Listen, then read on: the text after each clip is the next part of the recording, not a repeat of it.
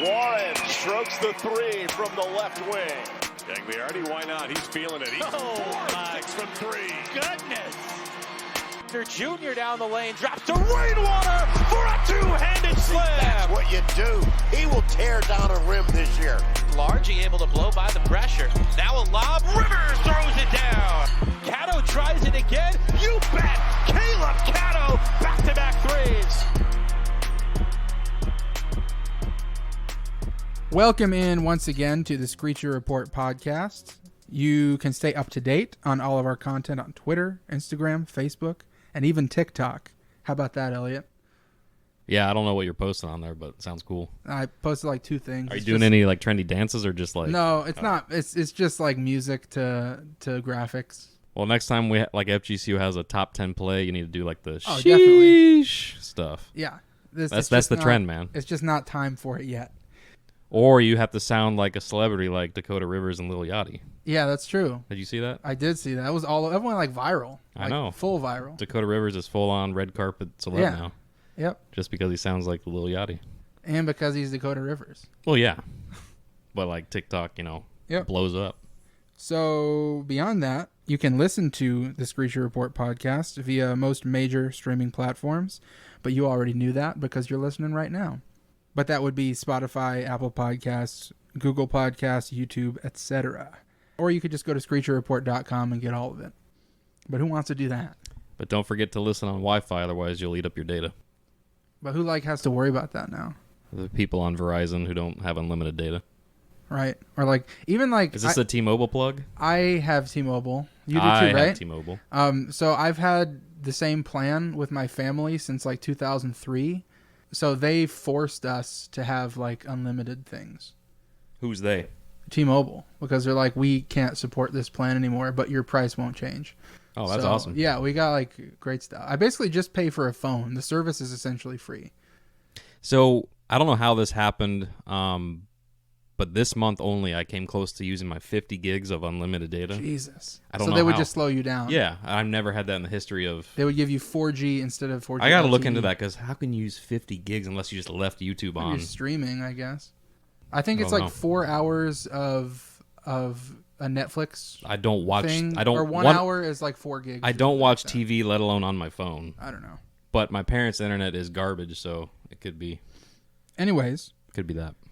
Yes, I live with my parents right now. Temporarily. Temporary solution.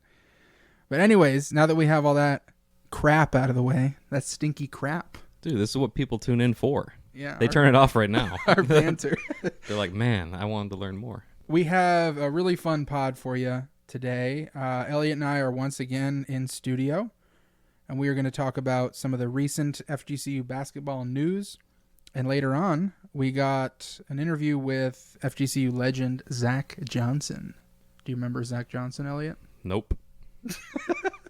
How could you not? Right. I said legend. Yeah. No, we talk about everything from the block to The block. Just his career with all the past former players of great, like Brandon, Goodwin. Yep. A lot of them.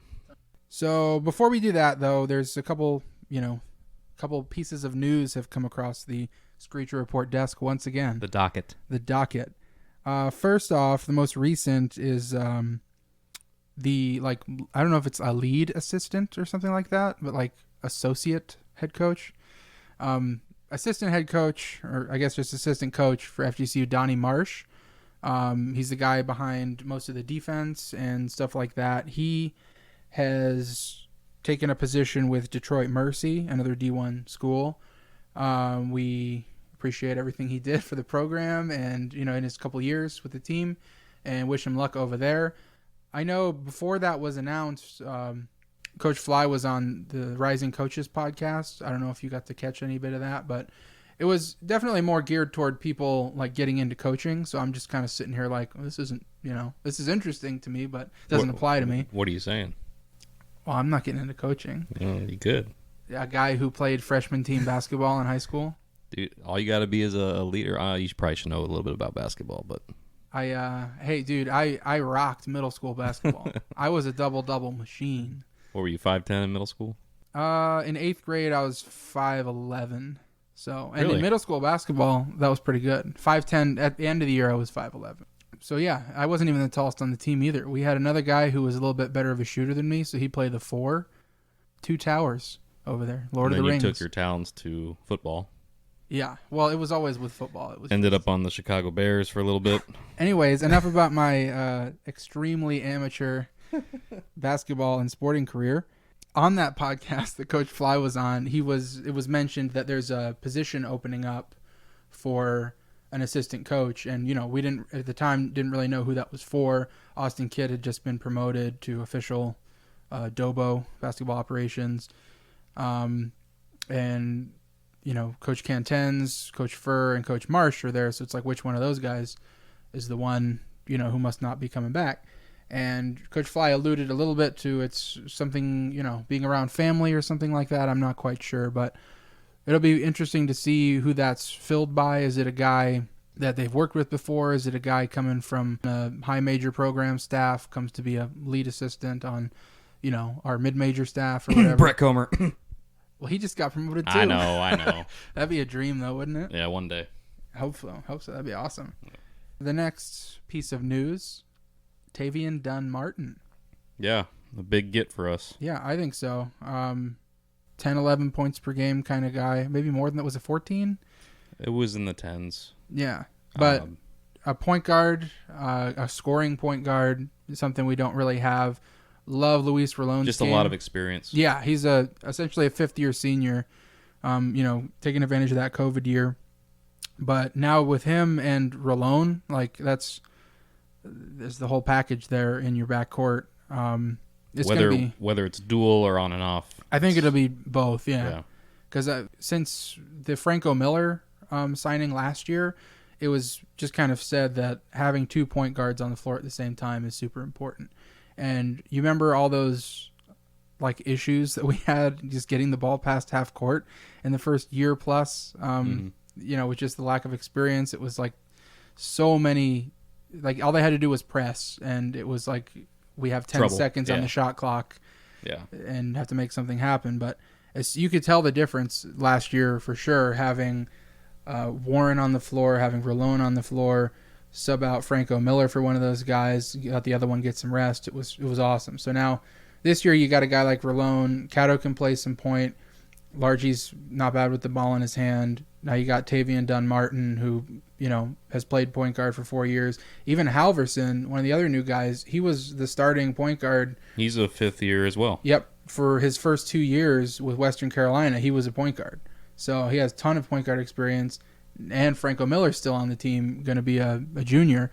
So there's so many guys who can take the ball up the court. And that was actually something at the end of last year that we had trouble with Rolon got hurt. Actually, all of them except Rolon have good shooting ability. Right. Rolon's still working on his offensive game, but again, just a freshman, so he's going to be a sophomore. A whole real summer of work to improve on some things, not a COVID summer. So yeah, he's moving to solid foods now. Yeah. He's on that Gerber diet. No more mushed peas. As we're talking about a guy with a full-ass beard. Yeah. Probably had that in elementary. Probably. When he was in middle school ball. Yeah. So, another piece of news recently is FGCU women's basketball coach Carl Smesko just keeps landing talent, and I don't understand it. Stays winning. It's insane. Well, who wouldn't want to come play for him? I agree. Yeah. He's honestly a top 3 women's basketball coach in the world. So anyways, the reason we're gushing about this is FGCU lands another Power 5 transfer, this time Carly Shea, I believe is how you pronounce the last name. It's S-E-A-Y, from LSU. And this is the 3rd major incoming transfer this year, and essentially almost the whole team is coming back. They already have Kendall Spray, who's going to be a big deal from Clemson, plus reigning threes, and now we have somebody whose last name is Spray. Yeah. We just got rid of Rainwater on the men's side. Now we have to add Spray. Yeah, Rainwater, Rivers, Spray. Yeah, we have a lot of... now we just need Splash. A Splash brother. Or Drop. And Detroit Mercy transfer Kayla Webb. But this is all including Kirsten Bell is coming back for her junior year, and she is one of the best players in all of women's basketball. And I just don't get it. I get it at the same time. But anyways, he's just retooling, and he didn't even need to this year. Like last year, a bunch of retooling was needed, rebuilding.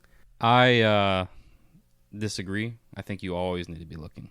Well, of course you always need to be looking, but I'm like making building. Yeah, I know what you're saying. You're saying they're stacked as they're always stacked. Right. I mean, the only players that were lost is Sheehan Dowling, who both of these people had a really good Alyssa senior Blair. year. Alyssa Blair. They both improved tremendously from the year before. But yeah, the team is just, it was already stacked, and then Coach brings in 3 players who are going to compete for starting jobs, on a team that doesn't even need to look for starters. So it's going to be fun. they're going for the Elite 8 or yeah, greater. honestly. If they didn't run into Michigan last year, I really think they would have made it to the 16 at That the worst. damn Michigan-Florida connection. Yep. But this year, Florida, we got it in the bag. We got it. Not the Gators. No. But anyways, we had the pleasure of speaking with former point guard and FGCU legend Zach Johnson. We'll let him dive into some of the details, but all you need to know now is he's a real estate mogul and yacht seller. Doing big things. Yeah, you might see him in a music video just selling With whatever. a bunch of cash. Yeah, like on a he's yacht. living the life in Miami. 24/7 vacation. The fancy cars. I'm sure it's hard work. The women and the caviar. No, this is hard work. He's killing it out there, and it was great to catch up with him and enjoy the show. Turn your cell phones off. But don't, because that's how you're listening to this. Silence them. Yes.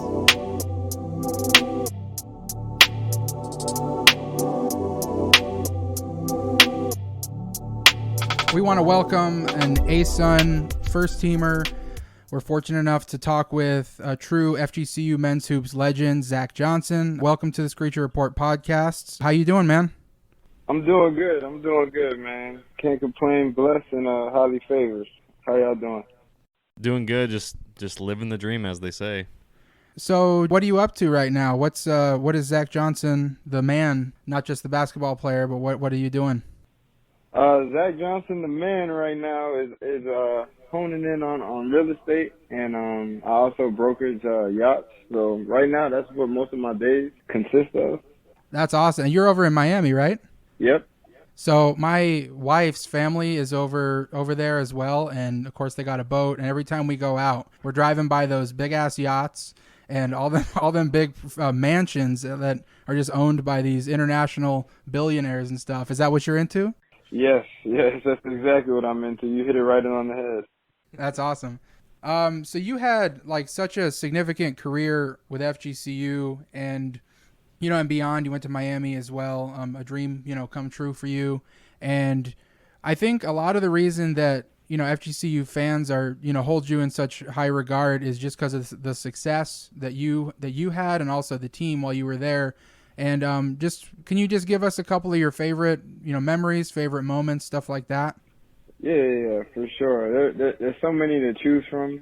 I'm always have to start with the block. Hell yeah.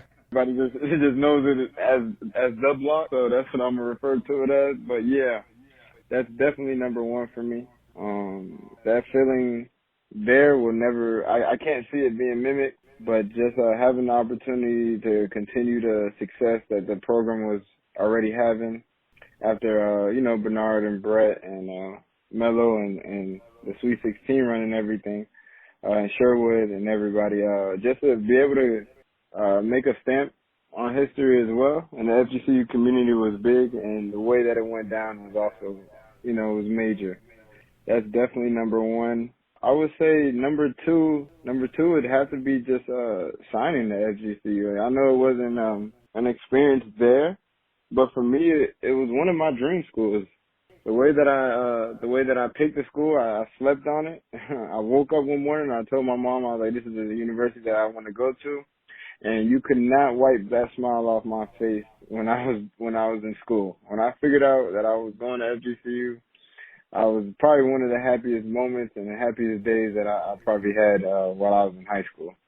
But yeah, there's just so many memories. There's so many memories, so many wins, and so many and a couple losses that just a few. Yeah, just a few losses, but just so many memories. Heard. And speaking of that, your first year with the team was obviously the medical red shirt, but you were with, I believe it was Brett Comer and Bernard Thompson and Jamel Jones and those guys, right? Yes. How was it kind of being the transition from those Dunk City guys, Sweet 16 guys to your era? Like, when I say they welcomed me in with open arms, they literally did just that.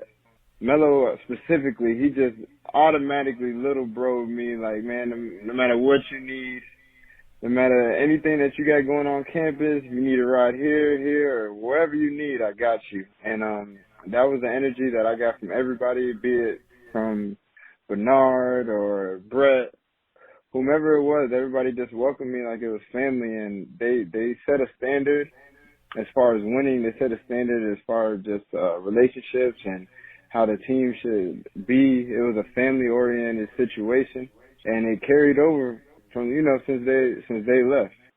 Exactly. The following year, when it was, your true freshman year playing, which led to the, postseason berth, the block, all that against Stetson, that was one of Russell and I's favorite season, like next to the Sweet 16 year.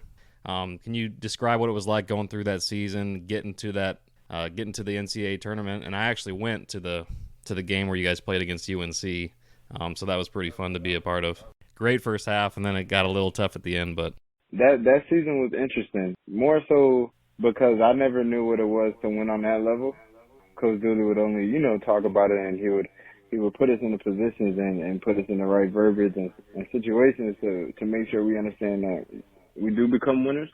But at that point, I never knew what it was. And especially my redshirt year, because unfortunately we didn't win it that year. I think Upstate beat us in the semifinals or something like that. Michael Buchanan was their big 7-footer, I believe. Yeah. That from Upstate. Him and I can't remember his name. He was a shooter, but he was killing us, man. Ty Green or something like that. Yeah, something like that. I didn't get a chance to see, just how the process went of a winning season. We were winning, but we didn't get to the ultimate goal, which is the NCAA championship and obviously the ASUN championship. So for my first year actually playing, it was more of a wow, we're still winning. We're winning. I know we finished the season maybe like a 4th seed or something like that. So we weren't favored. And for us to just collectively get together as a team and trust one another and just continue to play hard. Nobody on that court really knew what they were doing as far as being a winner on that level. But we just played hard. We trusted each other. We trusted the system, and it paid off in dividends. That was one of the best seasons of my life. Just to not know and just to keep working hard and putting our head down and making sure that we're taking one step after another to see that end result, it was nothing compares, to be honest. Yeah, and just one more little story to cap off that year when talking about that UNC game. When I was there, I was sitting next to a diehard North Carolina fan, and, beginning of the game, it was kind of close. I think they pulled away in the beginning, and then you guys started chipping back at it and getting real close towards the end of the half, and he started getting real nervous. He's like, first of all, who are you guys? Second of all, why are you guys, tied with us at halftime? And he started stop talking at halftime. I'm like, this was the highlight of the game at least. So it was pretty cool. Yeah, they were definitely. I think I'm pretty sure Villanova won it that year, but they went to the national championship game if I'm not correct. I think you're right. I think they were runner-up. Something like that. Yeah. But I think they were runner-up. They had a different Johnson that year, Bryce Johnson. But they had Bryce Johnson. They had Joe Barry. Marcus Page, I believe. They had some hitters, man. They had some guys. Lots of names. But for not to harp too much on that season, but I think just the reason, like you've mentioned, that it was so special to a fan like me, like Elliott, is because you guys didn't know how to win, like you're saying. You didn't know what was going to happen. Neither did we. All the heroes of that Sweet 16 run were leaving. And then, there was a lot of hype around you, so we're all excited about that. But Christian Terrell was also on that team, but he didn't play too much his freshman year, so he was kind of brand new as well. Exactly.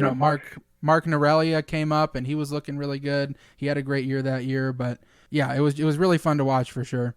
Yeah, it's definitely it's crazy how different it was from my second and third year going to the ASUN title. That experience was like we're playing with house money. It felt like, I hear you. So then, next season happens, and you got a guy who was sitting out that year we're talking about in Brandon Goodwin, who can now play. Yep. And you guys had 2 insane years together, and nobody had a backcourt like FGCU did with you and Brandon back there. And so can you just, I guess, talk about how it was, because he started being more of the, primary ball handler, whereas you did that as well, but you were sort of, playing the 2 you both kind of switched off, but how was it going from manning the backcourt to sharing it with a guy like Brandon? I felt like I always shared it. That's the that's the crazy thing. I felt like CT was there, and I felt like my first year playing, it was me and CT in the backcourt. I think with Brandon coming, it kind of just, it was a player that was a lot pretty similar to my style of play. So it was interesting to adjust to somebody that was more so a little bit like me rather than CT. But it was an experience. Not to go too far back on the last question, but Brandon was a big reason that my first season went as well as it did. He was constantly pushing us.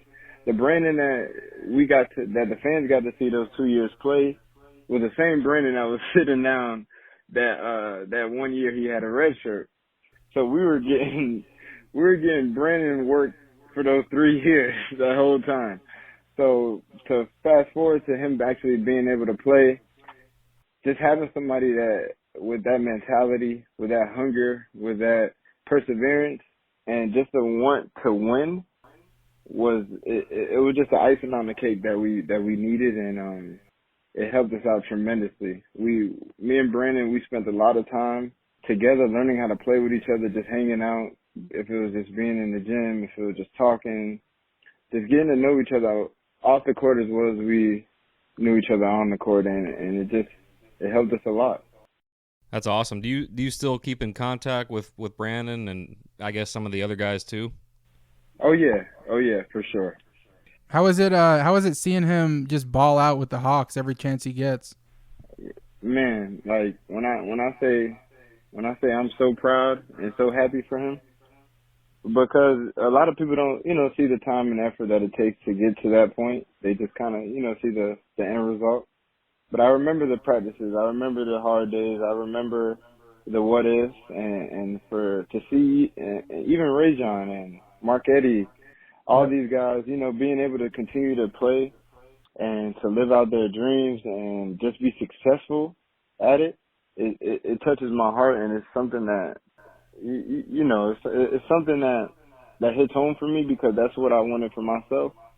And just to have somebody that close to me being able to do those things, it's just as special. So then, your last year together with Brandon, Christian, and some of the other guys, you had a great season. Ended up coming a little bit short at the end of the season, and then, Brandon, Christian graduate. Coach Dooley gets an opportunity elsewhere, and then you get the opportunity to graduate from FGCU and go to Miami, which was one of your places you've always dreamed of playing. And what was that like, getting to go there and play out that year in Miami, and dive into that a little bit? Miami was it was a great experience. A lot of people don't get to play.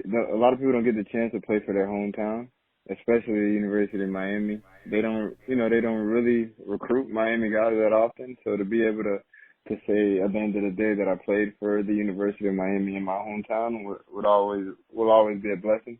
But going there, I knew what I had to do. It felt like I was kind of just trying to prove myself all over again, and I've done that before, so it wasn't anything new to me. Coming off my redshirt season at FGCU, I knew what it looked like to come out and have to prove yourself. So it was basically that all over again, and I felt like I did that despite certain injuries I was facing.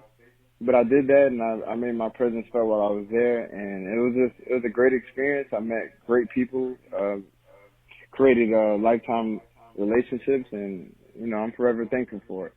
So, you were, like we said before, Coach Dooley gets an opportunity elsewhere, and Coach Fly gets promoted.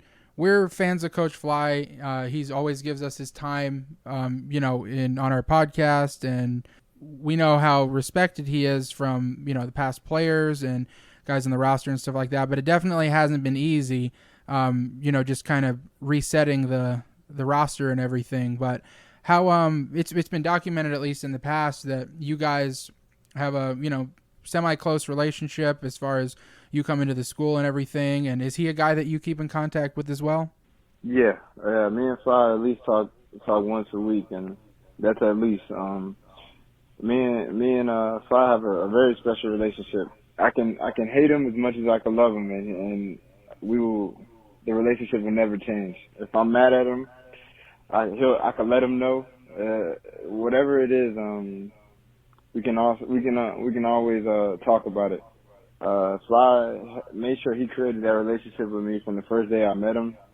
I felt like I seen him in my high school gym every day. I'm not sure how legal that was, but I seen him every day and walking the halls, and he was constantly calling, texting me, making sure I was good, making sure my mind was in the right place. And for me, that was very important at the time, especially coming from the area that I grew up in Miami Gardens. Just having somebody truly care about you like that is special, and I hold that dearly. And our relationship will be a forever thing, and it definitely hasn't changed, and it didn't change, especially when I went to Miami. He was still calling and making sure I was okay, and if I needed an event, he was always a call away. So I will agree with you. Me and Fly do have a special relationship, and I'm forever thankful to have him in my life, to be honest. That's great, and we're optimistic about the team over here coming forward. It's been, a bit of a rebuild since you and the rest of the team. But it's always been pointing up, and, we're hoping to see some good things this upcoming season. But for me, the last question, I guess, when you look back on your time at FGCU, what do you take away from that? I have so many mixed feelings. First, I would want to say that the coaching staff between Coach Dooley and Coach Fly, and the assistant coaches that I had during my time over there, I've always felt like I had a place to speak to somebody. A lot of those relationships that I built with the coaching staff will always be, will be something I can always use. My memories as far as Coach Dooley just getting on us, it will forever be stapled in my mind.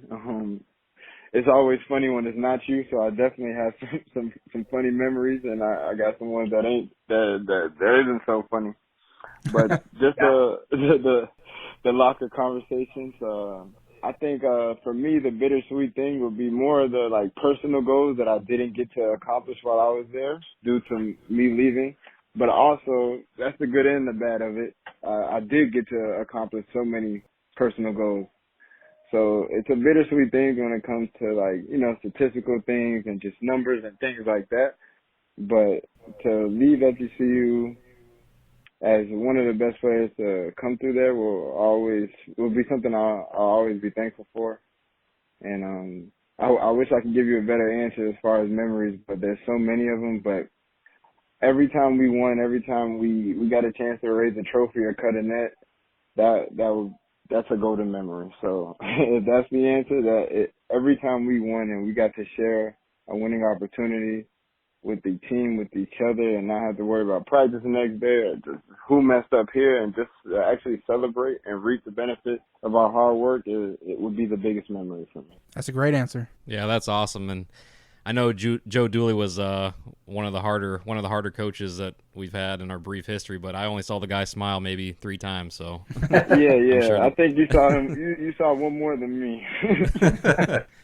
Well, Zach, thank you for your time today, and I got one more question, which is, when are you going to come back to the 239? We gotta, next time you come up, hopefully it's for a game or something. We need to link up and hang out. Yeah, let's do it. I definitely plan on coming to a game this year, and I'll make sure I give a heads up, or I have Sly or whoever is doing ops, or make sure they give a heads up, and we could definitely sit down and we'll have a nice little talk. Hopefully, I could bring somebody with me from that team. It'll be great to see you, and good luck in all you do. And if I ever look for a house in Miami Or a yacht. I'll call you up. Or a yacht.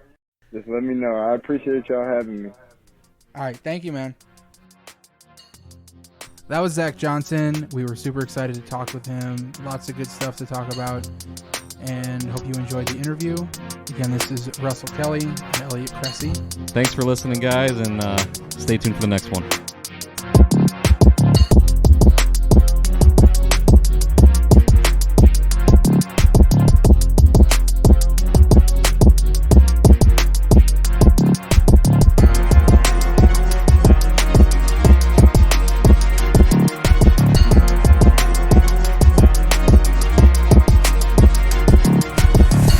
This is the corniest fucking podcast.